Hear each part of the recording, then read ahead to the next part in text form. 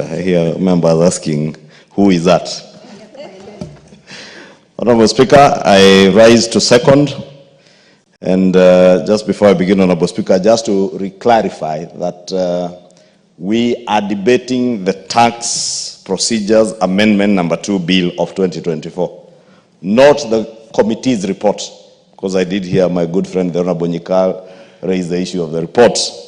And it's important also to mention that these reports, together with the business laws report, were tabled last evening around 5 o'clock. And I'm certain the Honorable Nyikal was not in the house at that time, so he may not have known, but I'm thankful that you are able to guide that those reports were tabled. And it's good also to remind members that these bills were published some time back, Honorable Speaker, and have been in the House. This bill has been in the House for the last month and a week. It was published on the 1st of November. So we had all the latitude to interact with the bill, and the committee only enriches what they have considered following public participation, and the reports are there. And indeed, Honorable Nyikal, if you have had the chance to go through the report, and members, you'll be able to see that the public were very much in support of this bill, because this bill is addressing challenges or issues that were raised by men, the tax regime in Kenya, how they would want to be taxed, how they would want to be treated by the Kenya Revenue Authority and other agencies that collect taxes, levies, and fees from them. And therefore, the National Treasury, in coming up with this bill, came from a very consultative process. And you remember when CS John Buddy was appointed as Cabinet Secretary, he did commit to Kenyans that he would indeed work very hard to change the manner in which the National Treasury interacts with Kenyans. And I think at the end of August or beginning of September, the National Treasury did call for views from Kenyans. Many Kenyans submitted their views, and those views are contained in these 3 bills published from the Blues. It is from the views of the public. Therefore, even before we went back to the public as a National Assembly, because constitutionally we must carry out our public participation, the National Treasury had gone to the people, gotten their views, collated their views into the 3 bills: the Tax Procedures Amendment Bill, the Tax Laws Amendment Bill, and the Business Laws Amendment Bill, Business Laws Amendment Bill of 2024, whose reports were also tabled yesterday. And following the extensive public participation carried out across at least 6 counties in the country, and lastly, here in Nairobi at KICC by the Finance and National Planning Committee, then the reports were tabled yesterday, and members are at liberty to interact.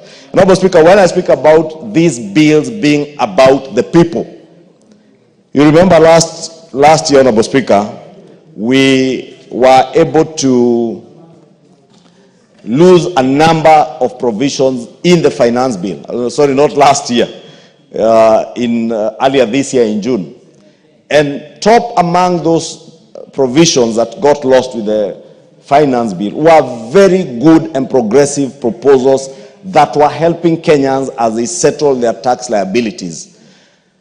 Honorable Speaker, the mover of the bill has gone into great length to speak to some of these issues, from the tax invoice and the requirements of the tax invoice to e-teams, and even exempting our small-scale farmers or small-scale traders from the issue of e-teams. And these are some of the things that now will be able to benefit the Kenyan people, that unlike the situation before where every other small-scale farmer, small-scale trader was required to be on the e-teams system, now it gives you a threshold of the 1 million shillings that the mover of the bill has alluded to, and I don't need to repeat that, Honorable Speaker. Honorable Speaker, more importantly for me is the question of tax amnesty. You remember, Honorable Speaker, we had a tax amnesty that was expiring on the 30th of June this year. And many Kenyans, Honorable Speaker, because of the difficulties of liquidity in the country, exchequer not always being available for either the national government ministries and state departments, or even for our county governments, millions of our business people are owed money by government and government agencies. And I say millions, Honorable Speaker, of our people, from small-scale traders to very big contractors.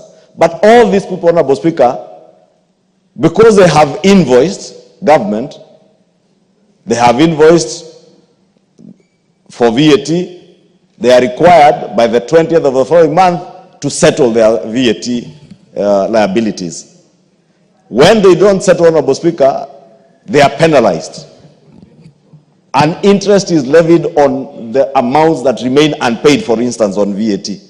Some of them, their financial years end in June, some in April, some in September. And they are required to pay income tax.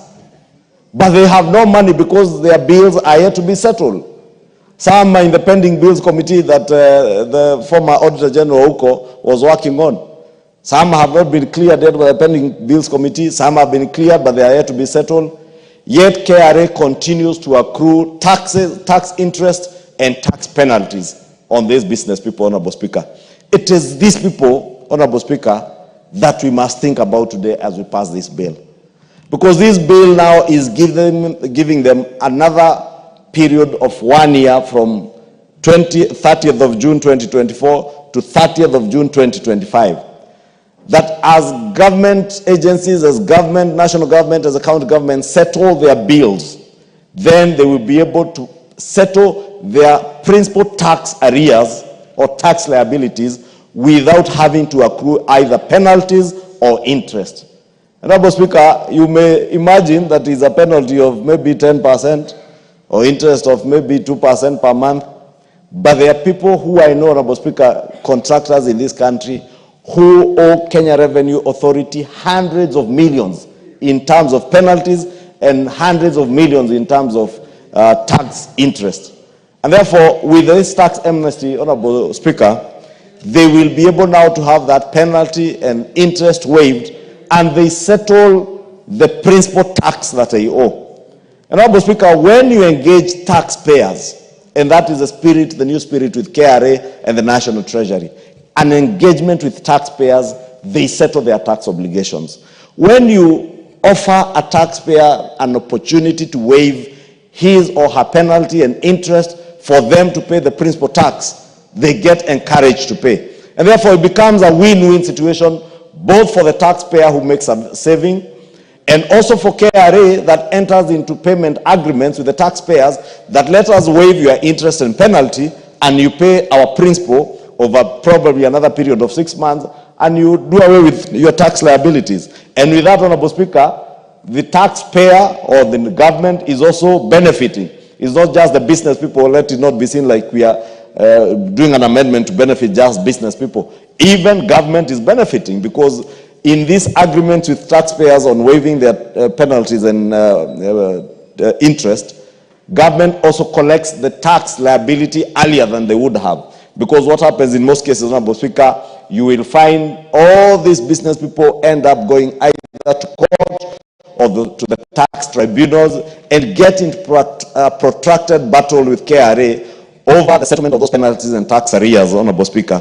But when we encourage them to pay their principal tax, they pay in time, government collects more revenue, we're able to offer more services and better services to the people of Kenya, and the business owners, Honorable Speaker, are able to get their tax, part of their penalties and interest waived, and with that they have more liquidity to put into their businesses and therefore grow their businesses, create more employment, and eventually also end up paying more taxes, since they're turning over more money than they would have, Honorable Speaker.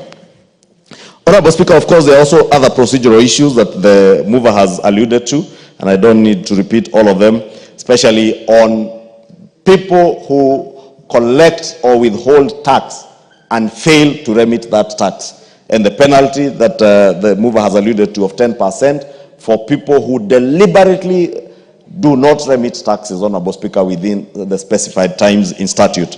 Because this, Honorable Speaker, has been a big problem. People withhold taxes, be it VAT or withholding tax. They know the timelines, but you choose to trade with government money. And even the Holy Bible tells us, Honorable Speaker, that give unto Caesar what belongs to Caesar, and give to God what belongs to God. And since all these business people and us go to church on Sundays and we give to God what belongs to God.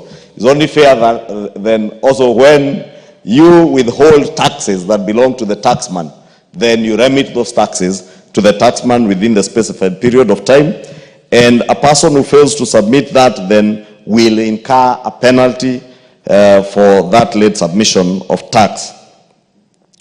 Of course, Honorable Speaker, the mover has also spoken to the issues that we need transactions that require PIN numbers. And it's important, Honorable Speaker, because again, we are finding situations where people are buying cars. People are transacting in land and transferring land, but without PIN numbers, Honorable Speaker.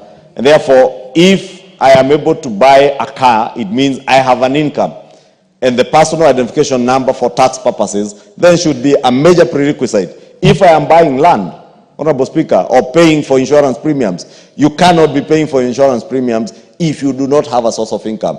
And therefore, it's one of the ways, Honorable Speaker, in enhancing some of these things to ensure that every other person who is earning an income within Kenya and outside Kenya and is a Kenyan is paying taxes, so that we continue to encourage a tax policy or a tax position, Honorable Speaker, where each and every one of us who earns an income pays our fair tax burden, so that we fairly share our tax burden and not overload some, as the case has been in the past, Honorable Speaker. And therefore, I do believe, Honorable Speaker, with the enactment of this bill, it's a very short bill, Honorable Speaker, only about